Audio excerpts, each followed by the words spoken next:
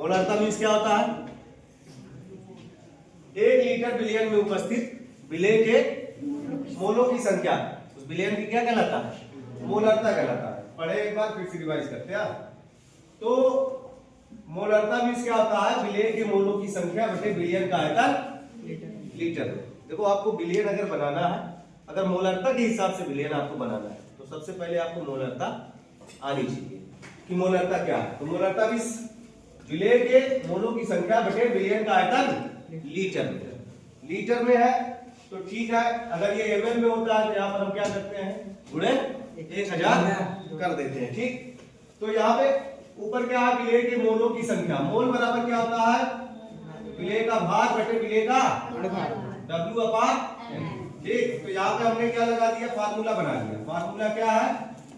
Capital M मतलब मोलारता। मोलारता बराबर यहाँ पे विलय के मोलों की संख्या मतलब W/M अपॉन V, वो भी किसमें?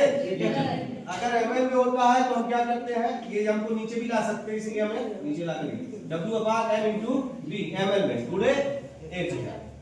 अब हमको क्या है? हमारा मेन मुद्दा क्या है? मेन मुद्दा ये है कि विलयन बनाया जाए। और विलयन किस आधार पे बनाया जाए? फेरस अमोनियम सल्फेट का M/20 सांद्रता का विलयन बनाइए। देखो आप जब 12th में जाएंगे, अभी तो 11th में, आप जब 12th में जाएंगे तो वहां पे आपको प्रैक्टिकल दिया जाएगा टाइट्रेशन करने के लिए। वहां पे दे दिया जाएगा फेरस अमोनियम सल्फेट का M/20 सांद्रता विलयन बनाकर उसकी सहायता से अज्ञात विलयन के KMnO4 की सांद्रता ज्ञात कीजिए। आप एक ज्ञात रहेगा, दूसरा अज्ञात रहेगा, तो उसको ज्ञात करने के लिए सबसे पहले आपको जानकारी होना चाहिए कि आप फेरस अमोनियम सल्फेट का M/20 सांद्रता का विलयन कैसे बनाएंगे। तो विलयन बनाने के लिए तो विलयन बराबर क्या होता है? विलय प्लस विलायक। हमको विलयन कहाँ बनाना है? विलायक में। विलायक हम यहाँ पर पानी लेंगे, पानी में बनाएंगे H2O में। और हमको विलय, विलय हमारा क्या है? फेरस अमोनियम सल्फेट है। ठीक है, अब आगे देखेंगे।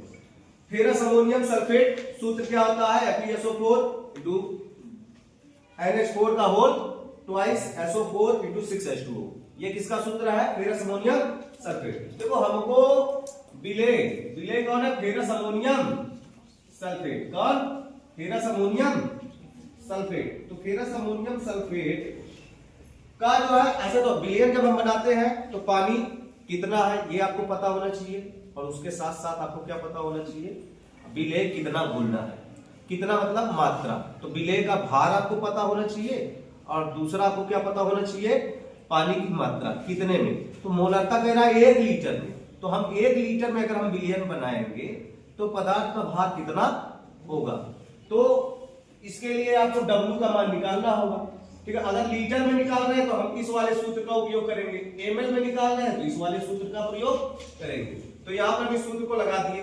फेरस अमोनियम सल्फेट का अणुभार यम यहाँ पर हम निकाल लिए 392 होता है। ठीक है, आयरन का 56, सल्फर 2 है, यहाँ पे कितना हो गया? 64। एक सल्फर कितना होता है? 32, 2 का 64, यहाँ पे 128। 128 किसका है? ऑक्सीजन का है, और हाइड्रोजन का ये है, और नाइट्रोजन का यहाँ पे 28 रखा गया, 392। ठीक, अब आप मोलारता यहाँ पर आपको दिया गया है, मोलारता कितना है? M/20।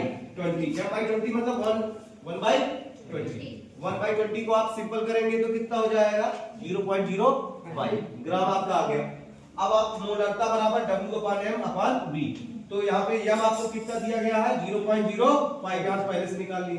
W आपको निकालना है तो W को रहने दीजिए, यम को नीचे ले लीजिए। यम आपका कितना है?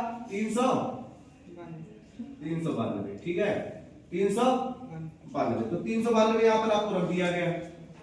गुणे 1 लीटर में बनाना है तो 1 लीटर में ये W का मान यहाँ पे, जब इसको यहाँ पे क्या करेंगे? क्रॉस मल्टीप्लिकेशन, यहाँ पे कितना आ गया आपका? W 19.6। ये 1 लीटर में है। 1 लीटर में आपको 1 लीटर में कितना जरूरत है? 19.6 ग्राम की जरूरत है। पर जब आप प्रयोग करेंगे, जब आप लैब में जाएंगे तो आपको कोनिकल फ्लास्क जो दिया जाएगा, ठीक है, वो या स्टैंडर्ड फ्लास्क में आप बनाएंगे। जब स्टैंडर्ड फ्लास्क आपको दिया जाएगा तो स्टैंडर्ड फ्लास्क होता है 250 ml का होता है, तो आपको 250 ml में विलयन बनाना होगा। तो 250 ml में विलयन बनाना है तो आप क्या करेंगे?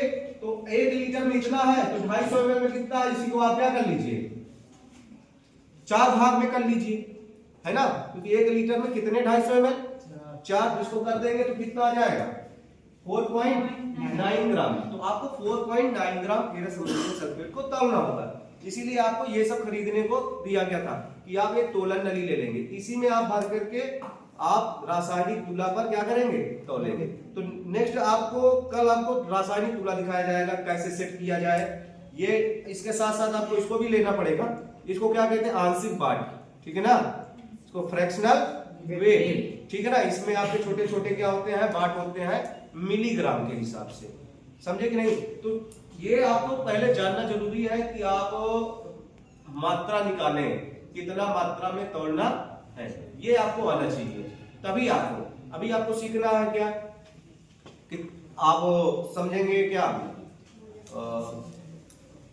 केमिकल बैलेंस, रासायनिक तुला कैसे सेट किया जाता है, क्या है, ठीक है। फिर उसके बाद आप सभी कोनिकल क्लास, स्टैंडर्ड क्लास, ये सारी चीजें जानकारी मिलेंगे, तब आप यहाँ पर बिलियन, मगर बिलियन बनाने के लिए आपको मात्रा निकालनी आनी चाहिए, समझे कि नहीं। ये तो m/20 के हिसाब से, अगर आपसे कह दिया जाए m/30 के हिसाब से आप क्या निकालिए, W का मान निकालिए, तो आप कैसे निकालेंगे, तो पूरा वही है जो m/20 यहाँ पर किए हैं, m/1/30 हो जाएगा, और 1/30 के हिसाब से यहाँ पर ग्राम की मात्रा आ जाएगी, बाकी वैसे क्या होगा कर लिया जाएगा, समझे कि नहीं।